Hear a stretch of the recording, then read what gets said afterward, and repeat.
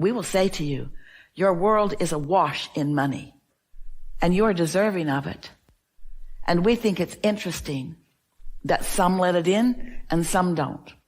And we think you should know that those who are not letting it in are those who, in large part, are still trying to justify what comes to them through action and hard work, rather than those who know that it's there, it's in their vibrational reality, it's in their present vibrational vortex, and it is definitely in their future reality.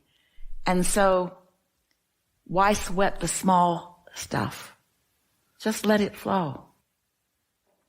In some ways, it seems like you're maybe looking for some ideas that would give you comfort or soothe your concerns so that you could have a more positive expectation of some new ways to earn money. But think of what we're talking about here today. That is a much simpler approach.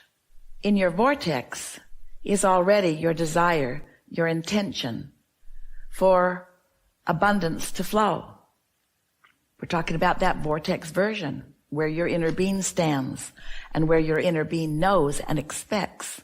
And here you are standing in your now reality where you are justifying the money that flows to you through these known means. But what if you were able to accept that your desire, which you have asked, has already been given, and that the vibrational reality already exists, and that the process is already in motion? And what if you didn't need to know the specifics of it because you can't see them, so trying to see what you can't see just makes you doubt more? What if you took a conceptual approach to this? Maybe you might even call it an Einstein-like theoretical approach to it, where you just understand the laws of the universe as they exist, and you accept, you already know the existence of your inner being. You wouldn't be able to feel any emotions at all if there were not an inner being that you're playing off of. So you know so many things to be true. You know that your inner being exists and stands in a perspective of the gathering of cooperative components. So what if you just accept that that's already set in motion, instead of trying to figure it out and explain it and articulate it to make yourself feel better? You just accept it and you look forward eagerly to the surprise and delight of the ways that the universe delivers to you the abundance that you seek. A big part of what gets in the way of all of you, that keeps you from letting in things that you've asked for, is that you keep insisting on being so aware of your now reality, and when you can't see it, you keep, at many levels of your conscious being, denying it because you can't see it, when another part of you knows it. It's that part that knows it that you want to find resonance with. And so, if we were standing in your physical shoes, we would be looking for the resonance of it. You could say things to yourself like, I'm sure that there are many people who are looking for what I'm looking for that have already found it. That might soothe you. Or you could look at other things that once you weren't living that now you are, and you might recall that you weren't living but that now that you are, so you could shore up your expectation. These tools can help, but they can also backfire, because as you get looking too hard into your now, you deny the true now reality where your inner being stands.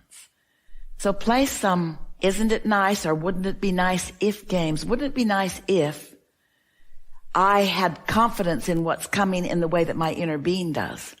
And isn't it nice that my lack of confidence is evidence of the confidence that my inner being has?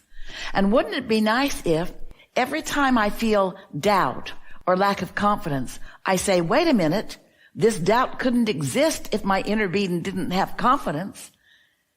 And wouldn't it be nice if you could practice yourself in to greater expectation of the universe surprising you and delighting you. Your world is awash in money. Your world is awash in abundance. And you are deserving of it. But you know what the word deserve really means? You're worthy. You should get it. You deserve it. You should get it. But it means more than that. It means it's there for you. You just must align with it. Deservability means aligning. It means letting it in. It means soothing whatever it is that's causing you to not let it in. Do you know what arguing for your limitations is? You've heard that expression. We know you have. Arguing for your limitations. So we're just going to say it to you right now.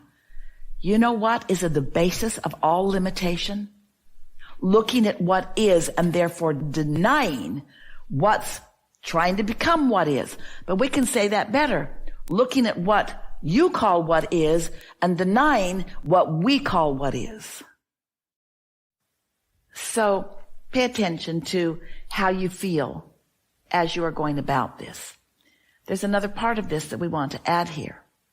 And it dovetails into what we've already been talking about. There's quite a bit within the human population of justifying your existence through behavior or action. And then there is a defensiveness that follows. And so that's something that you really want to soothe. And it really ties in with what we are talking about that feeling of deservability. What it really comes down to is life gives each of you continuing opportunity to define your preferences. And so if you can say something as simple as, I take the path of least resistance to satisfy that preference, no resistance in that whatsoever. It's all right. And the reason that we are chewing over this, refining it more and more, is because you all, we love you so much, are mostly, we're talking to the human race, trying to justify your existence through action. We want you to enjoy your existence. We want the action you take to be inspired action because you like your hands in the clay, in the manifesting of things the way you like them to be. Hear what we're saying. Conditional life, conditional living or loving is, I like the condition, and so I will accomplish that condition, and then I will feel satisfaction because I've accomplished that condition. Unconditional life or living or unconditional love is, I like feeling good. And so I'm going to find something that I do like to focus on. I'm going to find an existing reason to feel good rather than altering the condition through action in order to then view the condition in order to then feel good. People through the years have asked us, Abraham, is it normal for all hell to break loose in your life once you start doing this work? And we say, yeah, it's normal for your bumps to start showing up once you start achieving true alignment, even though it may be sporadic, with your own inner being. We would say to them, when you meditate, you quiet your mind, and when you quiet your mind, you stop thought. And because you've stopped thought, you've stopped resistance, and so your vibration rises, and you achieve an alignment with that broader perspective, with your inner being. Absence of resistance is something that you can feel while you might not be able to articulate it or really completely comprehend it. It is a vibrational shifting. And once you achieve that vibrational shifting, that sensitivity that you're asking for comes into play. Because now it's part of the mix of you, so when you get out of alignment with it, you're more aware of it. And you're more aware of it at more early, subtle stages.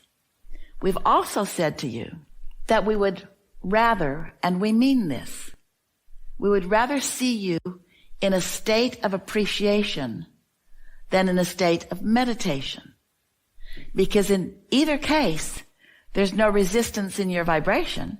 And in the absence of resistance, you are in concert, blended with, cooperative component to your vortex and your inner being and all that you want. So the more you achieve a quieted mind or that feeling of appreciation, the more you milk it, stay there as long as you can, hold yourself in that vibrational pattern of alignment, then the more things that bother you will stick out sooner, and the easier it will be for you in the slower connection to those unwanted things, the easier it will be for you to look for a simple existing match so that you don't allow the momentum to grow. You will reach the place, it is our promise to you, where your negative emotion will be rare once you integrate this knowledge that we know you are resonating into your experience. In other words, if you're paying attention, once you have a few of these basics in your understanding, then you show yourself the response that law of attraction is showing you to your observations, to your ponderings, to your memories. So the law of attraction is real, and the law of attraction is consistent. Today we've been talking about it in further detail, haven't we? So we're going to define it. The law of attraction is an atmosphere. Force field is not quite the right word. Attraction zone that is always operating. The law of attraction is a dynamic atmosphere. The law of attraction is a dynamic matching of vibration atmosphere. It's present in chemistry. It's present in astronomy. It's what keeps your planet spinning in its orbit, the relationship of planets to one another. The law of attraction is that basic, fundamental field. It is a field that everything that exists is responsive to.